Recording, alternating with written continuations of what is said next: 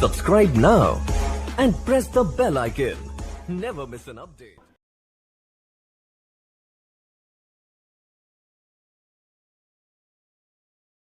साथियों, रीट शिक्षक भर्ती हेतु साइकोलॉजी की ये यूनिट फर्स्ट से जो बाल विकास का आपका प्रथम टॉपिक है उसके 100 प्रश्न इस वीडियो में लेकर आया हूँ जो डॉक्टर वंदना जादौन बुक से लिए गए हैं।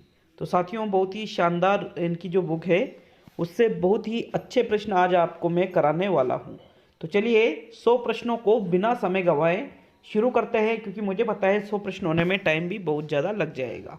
तो चलिए एक एक प्रश्न को अच्छी तरह से देखते हुए हम करने वाले हैं साथियों। तो शुरू करते हैं इस प्रश्न नंबर 51 है, निम्न में से कौन सा क्षेत्र मनोविज्ञान के अंतर्गत नहीं आता है? प्रायोगिक, वैयक्तिक, असामान्य और औद्योगिक। तो यहाँ पर प्रश्न 51 में राइट आंसर बताना है आपको। देखिए, औद्योगिक तो आता है, असामान्य भी आता है, ये दो तो हम पहले ही देख चुके थे। प्रायोगिक भी होता है, तो फिर वैयक्तिक मनोविज्ञान जैसी कोई चीज़ नहीं होती है। विकल्प नंबर 2 सही है साथियों प्रश्न 51 में। नेक्स्ट प्रश्न नंबर 52 है, तुम मुझे कोई भी बालक दो और मैं उसे कुछ भी बना सकता हूं, यह दावा किसका है? मैकडूगल का, कोहलर का, वाटसन का और पावलोव का। तो देखिए, ये जो कथन कहा गया था ये जेबी वाटसन के द्वारा कहा गया था कि मुझे एक बालक दे दो, नवजात शिशु, मैं उसे जो चाहूँ बना सकता हूँ। विकल्प नंबर 3 सही है 52 में। निम्न में से किस विचारक ने बालक के प्रारंभिक अनुभवों पर बल दिया और किंडरगार्टन विधि का विकास किया? रूसो, फ्रोबेल, हर्बर्ट और जॉन लॉक। तो किंडरगार्टन विधि किसने दी? इसी से आपका आंसर निकल रहा है यहाँ पर। तो मित्रों, किंडरगार्टन विधि देने वाले थे अगस्टस फ्रेडरिक फ्रोबेल। विकल्प नंबर 2 सही है साथियों प्रश्न संख्या 53 में। बाल मनोविज्ञान में अध्ययन किया जाता है बाल्यावस्था के व्यवहार का, गर्भकालीन अवस्था से परिपक्व अवस्था तक का, बालक की विकास की अवस्थाओं का और बालकों की मनोवैज्ञानिक क्रियाओं का। तो बाल मनोविज्ञान में अध्ययन किसका किया जाता है साथियों? प्रश्न नंबर 54 में राइट आंसर आपको बताना है। साथियों, प्रश्न नंबर 54 में देखिए, बाल मनोविज्ञान की बात करें, बाल मनोविज्ञान में सिर्फ गर्भकालीन अवस्था से परिपक्व अवस्था मतलब किशोर अवस्था तक का ही अध्ययन किया जाता है बाल मनोविज्ञान में। विकल्प नंबर 2 सही है साथियों प्रश्न 54 में। प्रश्न नंबर 55 है, प्रथम बाल सुधार गृह की स्थापना कब और कहाँ हुई? ऑस्ट्रेलिया 1735, न्यूयॉर्क 1887, इंग्लैंड 1870 और जापान 1750। वैसे साथियों, राइट आंसर इसका दूसरा विकल्प है, किंतु मैं आपको बता दूं कि ये जो न्यूयॉर्क में 1887 लिखा रहा है, ये स्थापना तो 1883 में ही कर दी गई थी, किंतु इसका संचालन 1887 से किया गया था, इसलिए 87 भी सन आ जाता है, लेकिन मेन आपका 1883 रहेगा। तो दूसरा विकल्प सही है 55 में। भारत में बाल अध्ययन की शुरुआत हुई लगभग 1820 से, लगभग 1930 से, लगभग 1710 से और लगभग 1730 से। तो देखिए, यहाँ पर 2 विकल्प तो गलत हो जाएंगे, 1700 वाले तो आ ही नहीं सकते। अब आपके सामने 2 विकल्प बच रहे साथियों। तो अगर हम भारत की बात करें कि भारत में बाल अध्ययन की शुरुआत कब हुई थी साथियों, तो यहाँ पर आपका राइट आंसर रहेगा लगभग 1930 से भारत में बाल अध्ययन की शुरुआत मानी जाती है। दूसरा विकल्प सही है आपका 56 में। नेक्स्ट प्रश्न नंबर 57, विकास की प्रक्रिया शुरू होती है गर्भधारण से, गर्भधारण से पूर्व, जन्म से और जन्म के बाद। तो साथियों, विकास गर्भ से ही आरंभ होता है, जबकि वृद्धि जन्म से आरंभ होती है। याद रखना, इंपॉर्टेंट चीजें होती है ये जो एग्जाम में पूछ ली जाती है और फिर आप गलत भी करके आ जाते हो उसको। आप सोचते हो कि विकास जन्म से होता है, लेकिन विकास तो गर्भधारण से ही आरंभ हो जाता है। नेक्स्ट प्रश्न नंबर 58 है साथियों, प्लेटो द्वारा रचित पुस्तक है रिपब्लिक, चाइल्डहुड, इन्फेंसी स्कूल और जजमेंट चाइल्ड। तो साथियों प्रश्न नंबर 58 में देखिए कौन सी पुस्तक प्लेटो के द्वारा लिखी गई थी? तो रिपब्लिक नामक पुस्तक प्लेटो के द्वारा लिखी गई थी साथियों प्रश्न नंबर 58 में। आपका प्रथम विकल्प सही है साथियों। नेक्स्ट प्रश्न नंबर 59, आधुनिक मनोवैज्ञानिक बाल मनोविज्ञान के स्थान पर किस शब्द का उपयोग करने लगे हैं? बाल विकास, विकासात्मक मनोविज्ञान, किशोर मनोविज्ञान, शिक्षा मनोविज्ञान। तो साथियों प्रश्न संख्या 59 में राइट आंसर बताइए। बाल मनोविज्ञान की जगह बाल विकास शब्द का प्रयोग करते हैं आधुनिक मनोवैज्ञानिक। बाल मनोविज्ञान न कहकर बाल विकास कहा जाता है। तो विकल्प नंबर 1 सही है साथियों प्रश्न नंबर 59 में। नेक्स्ट 60वां क्वेश्चन है, सामान्य गर्भधारण के कितने दिन बाद शिशु का जन्म होता है? 240 दिन बाद, 280 दिन बाद, 180 दिन बाद और 300 दिन बाद। तो मित्रों जो सामान्य रूप से गर्भधारण होता है उससे 9 महीने और 10 दिन इतने समय में शिशु का जन्म हो जाता है। 9 × 3 9 × 70 + 10 बराबर 280। तो यहाँ पर 280 दिन बाद जन्म होता है। दूसरा विकल्प आपका सही है साथियों प्रश्न संख्या 60 में। हो सकता है 280 के 2-5 दिन इधर उधर हो जाता है, ऐसा कुछ नहीं है कि 280 में ही जन्म लेगा बालक। नेक्स्ट प्रश्न नंबर 61 देखेंगे साथियों। 61वां क्वेश्चन आपके है, कमेनियस ने स्कूल ऑफ इन्फेंसी की स्थापना की 16वीं शताब्दी में, 17वीं शताब्दी में, 18वीं शताब्दी में और 19वीं शताब्दी में। तो मैंने आपको ये चीज़ें पढ़ा रखी है। कमेनियस के द्वारा स्कूल ऑफ इन्फेंसी की स्थापना साथियों 17वीं शताब्दी में की गई थी। कब की गई थी? 17वीं शताब्दी में। प्रश्न नंबर 61 में आपका दूसरा विकल्प सही है साथियों। नेक्स्ट प्रश्न नंबर 62 देखेंगे, बाल विकास का सर्वप्रथम वैज्ञानिक विवरण किसने प्रस्तुत किया? प्लेटो ने, जॉन डीवी ने, पेस्टोलॉजी ने और स्टेनले हॉल ने।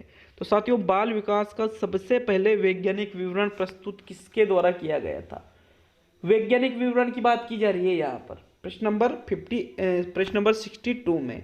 तो साथियों सबसे पहले वैज्ञानिक विवरण पेस्टोलॉजी के द्वारा प्रस्तुत किया गया था, इसलिए आपका यहाँ तीसरा विकल्प सही है साथियों प्रश्न नंबर 62 में तीसरा विकल्प।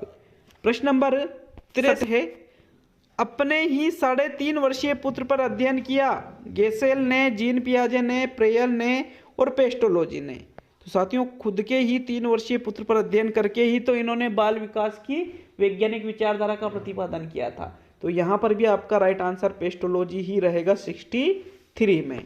नेक्स्ट प्रश्न नंबर 64 है, इन्फेंट चाइल्ड डेवलपमेंट नामक पुस्तक की रचना की हॉल ने, प्रेयर ने, टेन ने या ब्लॉक ने। ये थोड़ा मिसटाइप है ये चीज़, तो राइट आंसर बताइए प्रश्न नंबर 64 में। साथियों प्रश्न नंबर 64 में राइट आंसर है इन्फेंट चाइल्ड डेवलपमेंट की ये जो नामक पुस्तक है इसकी रचना टेन के द्वारा की गई। किसके द्वारा? टेन के द्वारा। विकल्प नंबर 3 सही है प्रश्न नंबर 64 में। नेक्स्ट प्रश्न नंबर 65 है साथियों, biographical sketch of an infant नामक पुस्तक की रचना किसने की? टेन, डार्विन, प्रेयर और हॉल।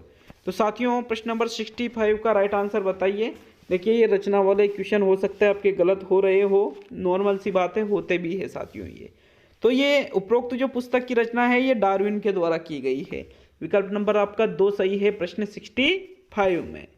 प्रश्न number 66, the mind of the child नामक पुस्तक का प्रकाशन करवाया प्रेयर ने, पियाजे ने, ब्रूनर ने और हॉल ने। तो साथियों राइट आंसर बताइए प्रश्न नंबर 66 में।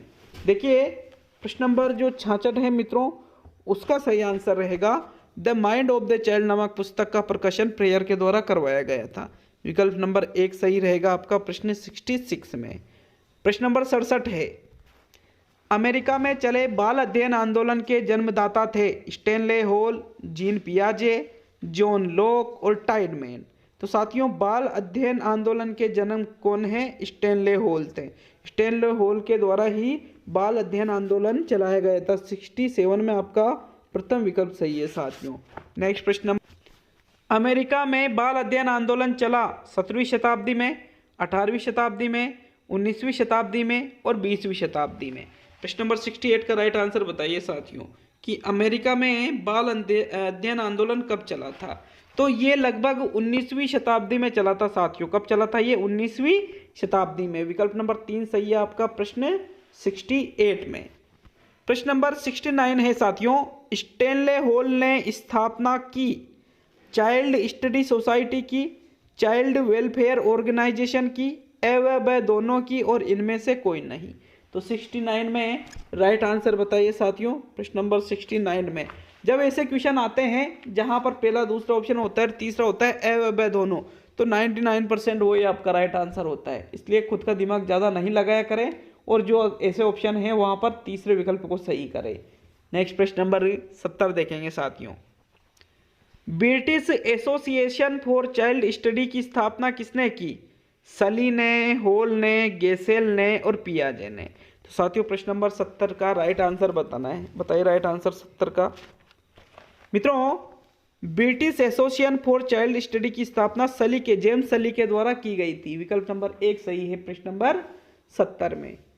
अब देखेंगे प्रश्न नंबर 71 को। यहाँ पर मुझे ऐसा लगता है कि कुछ ज़्यादा ही कि स्थापना, पुस्तक का निर्माण, परिभाषा किसने दी, ये क्वेश्चन ज़्यादा हो गए आज के। लेकिन अगले वीडियो में आपको ऐसे क्वेश्चन में डालूंगा ही नहीं। अगर क्वेश्चन भी होगा तो मैं उसको लूंगा ही नहीं साथियों, क्योंकि इतने ज़्यादा क्वेश्चन आते भी नहीं है। फिर भी इन क्वेश्चनों को आप करके जरूर देखें साथियों। प्रश्न नंबर 71, निम्न में से कौन सा युग्म सही नहीं है? वाटसन व्यवहारवाद, ऐसे क्वेश्चन आ सकते हैं। जॉन डीवी संरचनावाद, जीन पियाजे संज्ञानात्मक विकास और वर्दीमर गेस्टाल्टवाद।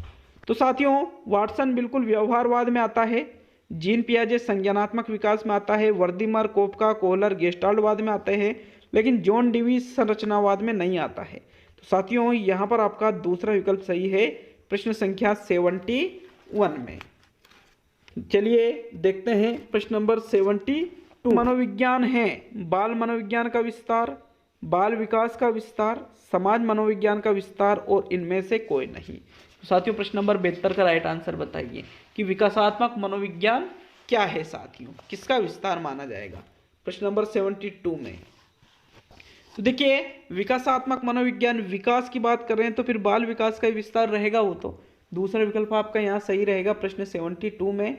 नेक्स्ट प्रश्न नंबर 73, कार्य कारण संबंध को जानने का प्रयास किया जाता है विकासात्मक उपागम में, दैहिक उपागम में, प्रयोगात्मक उपागम में और व्यक्तित्व उपागम में। कार्य कारण संबंध को जानने का प्रयास किसमें किया जाता है साथियों? प्रश्न नंबर 73 का आंसर बताइएगा। चलिए प्रश्न नंबर 73 का जो सही आंसर है वो रहेगा प्रयोगात्मक उपागम में।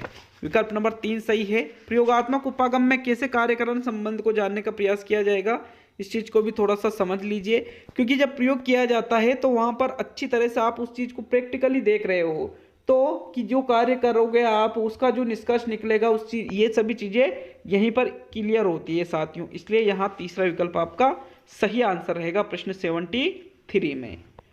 प्रश्न नंबर 74 है व्यक्तित्व के विकास के लिए जिसका मुख्य योगदान है वातावरण, वंशानुक्रम, कोई नहीं और दोनों। तो साथियों मैंने पहले कहा था जहाँ दोनों आ जाए 99% है कि वही आपका आंसर रहता है। दूसरा यहाँ पे चौथा विकल्प सही है कि व्यक्ति का जो विकास है इसमें मुख्य योगदान वातावरण का भी होता है और वंशानुक्रम का भी होता है। तो चौथा विकल्प सही है 74 में। प्रश्न नंबर 75 है जन्म के समय बालक का भार होता है 6 से 8 पौंड, 10 से 11 पौंड, 2 पौंड और 3 पौंड। तो साथियों 10 से 11 पौंड तो होगा। तो साथियों जन्म समय बालक का भार लगभग 6 से 8 पौंड होता है। कितना? 6 से 8 पौंड। एक पौंड में मतलब ये 350 या 400 ऐसे कुछ ग्राम होते हैं। तो अगर 400 ग्राम से भी इसको गुणा करें तो 6 चौक 24 मतलब लगभग 2 किलो 400 ग्राम से लेके और 8 चौक 32 3 किलो 200 ग्राम के आसपास बालक का जो वजन होता है। तो विकल्प नंबर 1 सही है 75 में